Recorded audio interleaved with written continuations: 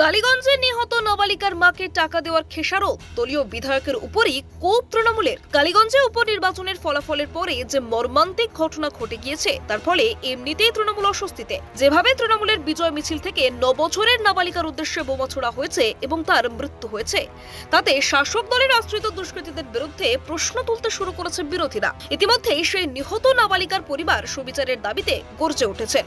শুধুমাত্র তারা বিরোধী রাজনীতি করেন বলে তার এই ছোট্ট মেয়েটাকে প্রাণ হারাতে হলো বলে দাবি করেছেন। আর তার মধ্যেই দেখা যায় যে ডেবরার তৃণমূল বিধায়ক হুমায়ুন কবির সে বাড়িতে পৌঁছে গিয়েছেন এবং নিহত নাবালিকার মায়ের হাতে একটি হলুদ খাম দিয়ে কিছু অর্থনৈতিক সাহায্যের কথা বলেছেন। আর সাথে সাথেই সেই নিহত নাবালিকার মা গর্জে উঠেছেন এবং তিনি স্পষ্ট ভাষায় জানিয়ে দিয়েছেন এই সমস্ত কিছু তিনি নেবেন না। তারপরেই এমনিতেই কালীগঞ্জের ঘটনা নিয়ে তৃণমূল অস্বস্তিতে ছিল।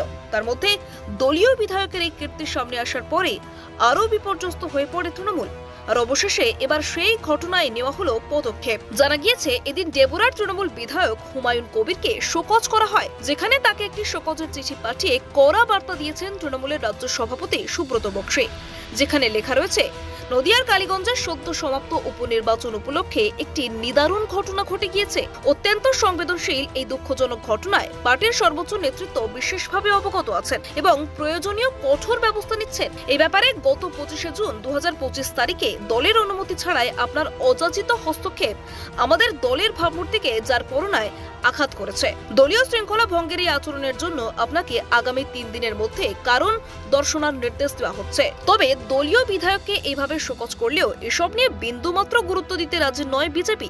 তাদের বক্তব্য, তৃণমূলের ওই বিধায়ক দলের অনুমতি ছাড়া টাকা নিয়ে সেই বাড়িতে পৌঁছে গিয়েছিলেন, এটা কেউ মানবে না।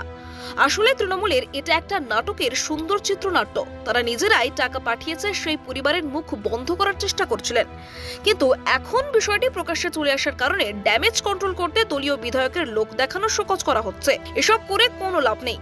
দলীয় বিধায়কের মাধ্যমে তৃণমূলই সেই বাড়িতে টাকা পাঠানোর চেষ্টা করেছিল, কিন্তু তাদের আসল উদ্দেশ্য ফাঁস হয়ে যাওয়ায় এখন ভাবমূর্তি প্রশ্নের মুখে পড়েছে। তাই এখন দলীয় বিধায়ককে এমনি নামকে ওয়াস্তে শোকজ করে নিজেদের ভাবমূর্তি যাতে স্বচ্ছ রাখা যায় তার জন্য চেষ্টা করছে শাসক দল। গরুর গাড়ির হেডলাইট, কাজেই এই দলের শোকজ বা সাসপেন্ড বিন্দুমাত্র গুরুত্ব নেই বলে দাবি করেছে বিরোধীরা। আপনি দেখছিলেন কলকাতা দর্পণ। ভিডিওটি লাইক করুন, আপনাদের মতামত জানান কমেন্টে। নিয়মিত আপডেট পেতে সাবস্ক্রাইব করতে ভুলবেন না। নমস্কার।